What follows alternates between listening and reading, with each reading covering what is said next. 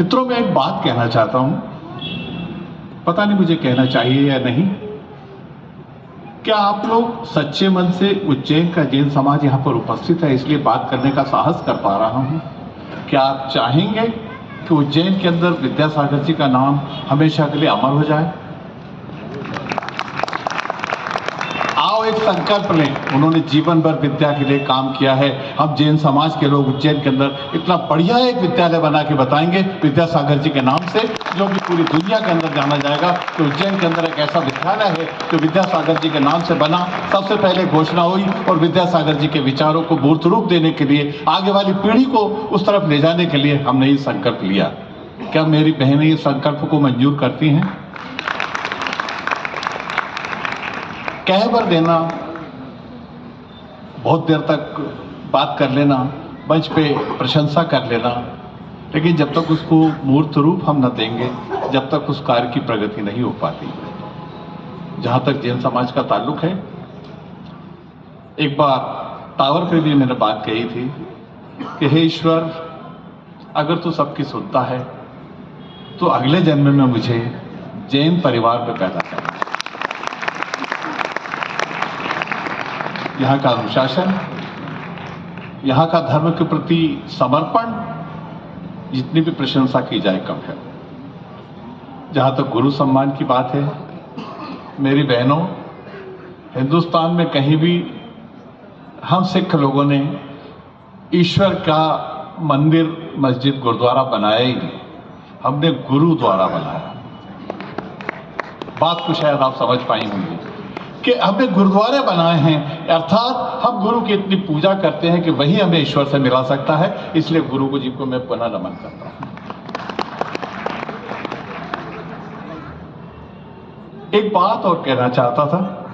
अगर अनिल भाई मेरे छोटे भाई हैं, मेरे कॉलेज में मेरे से बहुत जूनियर थे, विषय से अलग हटकर भी एक बात कहना चाहता हूं। आज चूंकि जैन समाज के सब पदाधिकारी हैं, इसलिए बहुत दिन से आप सबसे एक चर्चा करनी थी मुझे। सिर्फ 1 मिनट होगा।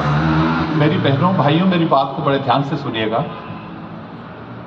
हमारे 10 गुरु हुए, उसमें से एक गुरु गोविंद सिंह जी हुए, जिनके 4 बच्चे हुए। 4 बच्चों में से 2 बच्चों को दीवार में चुनवा दिया गया और 2 बच्चों को युद्ध के अंदर मार दिया गया। जिन 2 बच्चों को दीवार में चुनवा दिया गया था, उनको जब ये परमिशन मांगी गई कि इनका दाह संस्कार करने के लिए हमको जमीन दी जाए, तो उस समय के जो आक्रांता थे, उन्होंने जमीन देने के लिए मना कर दिया। जब मनुहार की गई तो उन्होंने कहा कि अगर आपको जितनी जमीन चाहिए उतनी आप मोहरें बिछा दीजिए और उतनी जमीन हमसे ले लीजिए। अब सिख धर्म की उत्पत्ति तो लड़ने के लिए हुई। एक सिपाहियों के पास इतने पैसे कहां से आते? बड़ा विचार विमर्श चला। इतने एक सज्जन खड़े हुए कि मोहरों का इंतजाम मैं करता हूं। उन्होंने लाके मोहरें बिछाई। तब फिर मुगल आक्रांताओं ने एक और बात कही कि नहीं, ऐसी खड़ी मोहरें नहीं, हमको ऐसी खड़ी मोहरें चाहिए, ऐसी मोहरें चाहिए, ऐसी चपटी नहीं, ऐसी खड़े करके बिछाई। और वो बेचारे बड़े पेशोपश में फिर पुनः घर गए, फिर और सोने की मोहरें लेकर आए और 3-4 मोहरें, जब वो मोहरें ऐसी खड़ी कर रहे थे तो 3-4 मोहरें कम पड़ी। तो उनके एक छोटे से बालक ने आकर अपनी गुल्लक का एक पेटी ला करके दी कि पापा, आपने कई बार हमको सोने की मोहरें दी हैं, इसके अंदर भी कुछ हैं, आप इसको लेके बिछा दीजिए और अपना जो संकल्प है उसको पूरा कर दीजिए। उन्होंने उस संकल्प को पूरा किया। आज भी दुनिया के इतिहास के अंदर इतनी महंगी जमीन कभी नहीं बिकी जो गुरु गोविंद सिंह जी के बच्चों को दाह संस्कार करने के लिए दी। आप नाम नहीं पूछना चाहेंगे कि वो व्यक्ति कौन? पंडित टोडरमल जी ने ये जमीन, ये जैन समाज से संपर्क रखते थे।